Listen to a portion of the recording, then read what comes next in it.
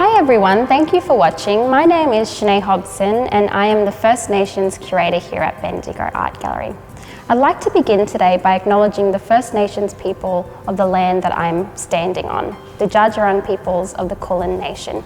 And I'd like to extend that respect and appreciation to any First Nations people watching today.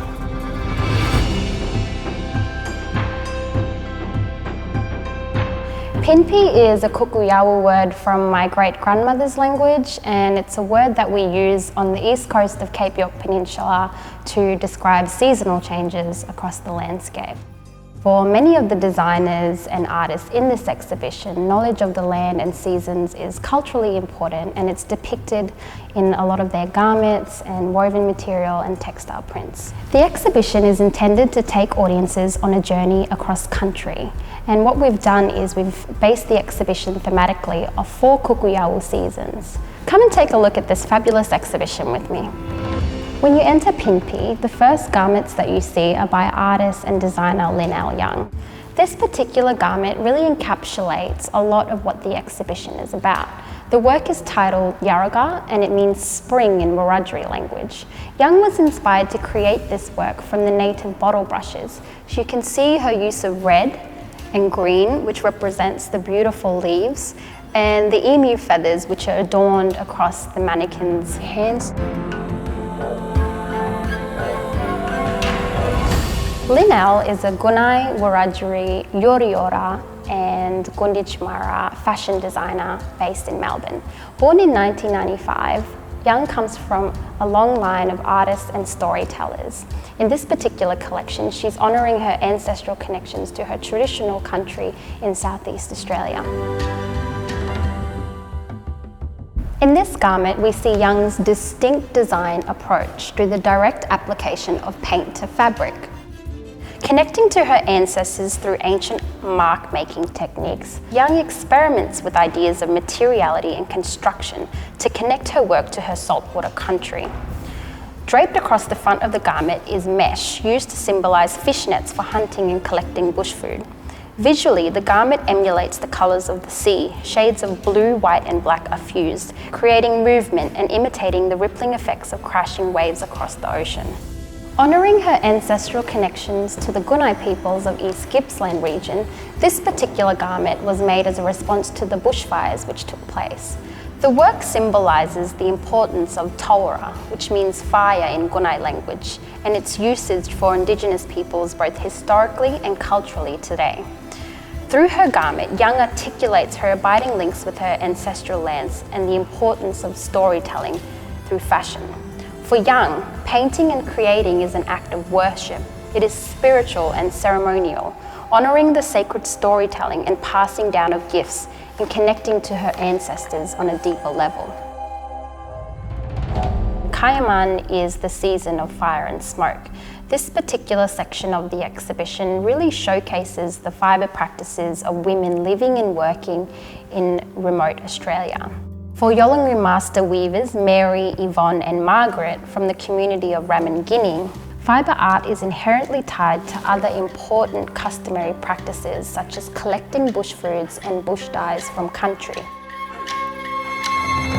The women create technically complex and sophisticated wearable art pieces that draw on their ancestral knowledge of traditional weaving techniques and also combine that with contemporary design and fashion ideas.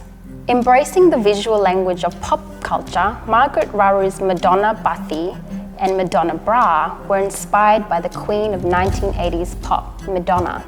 I think this room really showcases the importance of traditional weaving techniques and practices and how the artists have reimagined those practices and transformed them into contemporary fashion ideas. This next section of the exhibition is titled Nugita, Season of Rain, and this is the largest gallery space in the exhibition. For senior chiral artists from the Mornington Islands, painting directly onto fabric as they would canvas parallels other important customary traditions, including bokunda, or body markings, which connect the women to their kandu and their families. Using a vivacious colour palette and semi-abstract lines, the dresses evoke a mesmerising energy and freedom of expression through the direct application of paint to fabric. These works really showcase the complex marine systems that surround the artist's country in the Mornington Islands. The garments in this room really showcase the artist's transition from painting directly on canvas to painting on fabric. For the Yarrandeh Altieri artists based in the heart of Alice Springs, who draw inspiration from their community to capture the everyday aspects of remote bush life. Birds, plants and passerbyers are incorporated into the artist's whimsical designs.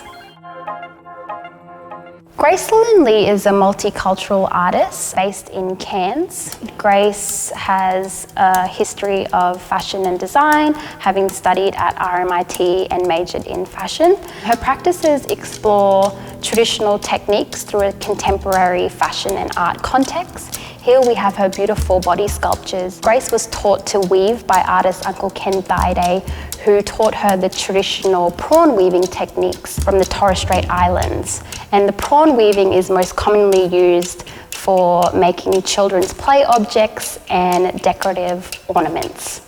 In the body sculptures that we see here, Grace has used cotton webbing and a variety of colour combinations to create a really technically complex pieces that blur the boundaries between traditional craft practices and high-end fashion and art.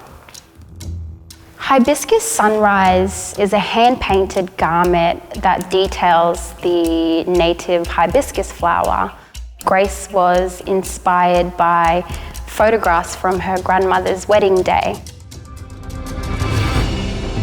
This exhibition space is titled Pinga, Season of Flowers, and what we're really looking at in this room is artists living and working in remote art centres who have a history of textile printing.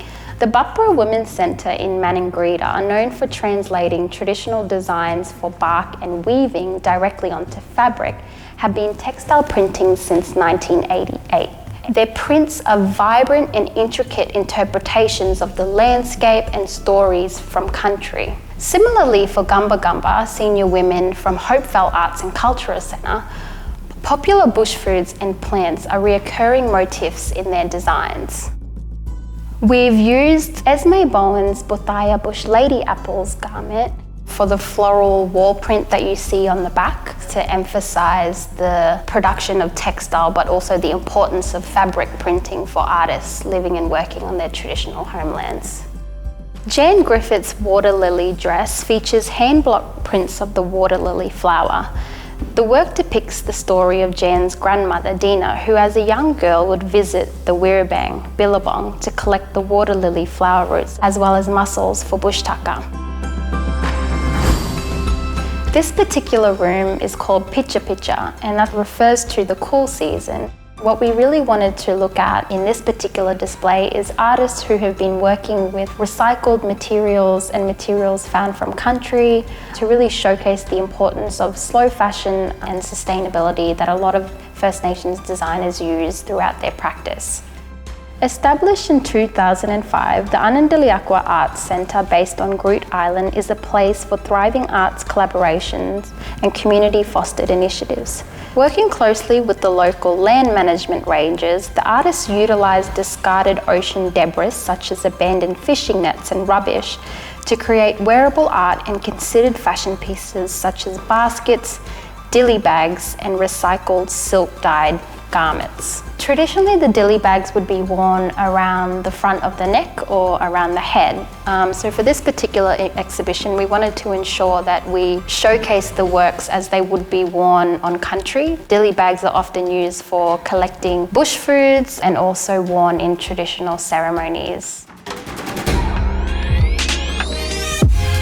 In addition to focusing on Indigenous seasons, we also wanted to create a space that really looked at artists and designers working in the urban and metropolitan regions. We decided to call this room Black and Deadly, Black without the C. Black is a term that's used by many First Nations people to reclaim blackness, and it was first used by artist Destiny Deacon in her 1991 exhibition. So what we really wanted to do with this space is look at artists who are really embodying bold and powerful forms of resistance through their designs.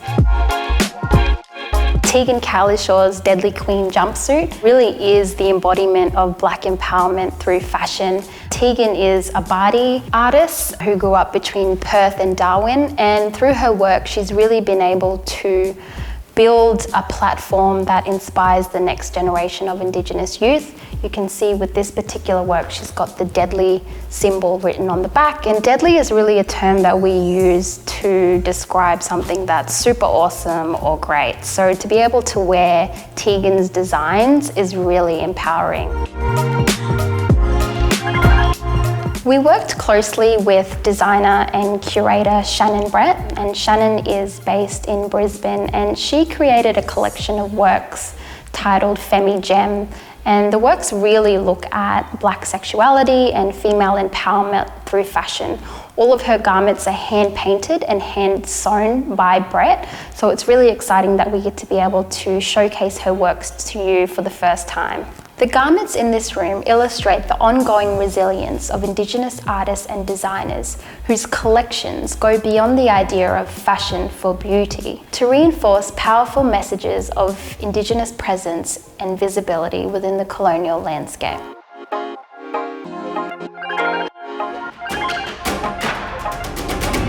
This exhibition represents a truly unique experience. Never before have so many First Nations artists, designers and makers been showcased in this way, and we really hope that you can come and see this exhibition.